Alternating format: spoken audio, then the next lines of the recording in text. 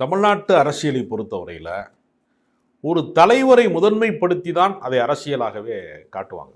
உதாரணத்திற்கு அம்பேத்கரிய கொள்கையை பேசுகிற கட்சி என்று யாரும் அதுதான் அவர்களுடைய கருத்தியல் என்று சொன்னாலும் விடுதலை சிறுத்தைகள் கட்சி என்று சொல்வதை விடவும் திருமாவளவன் கட்சி தான் சொல்லுவாங்க.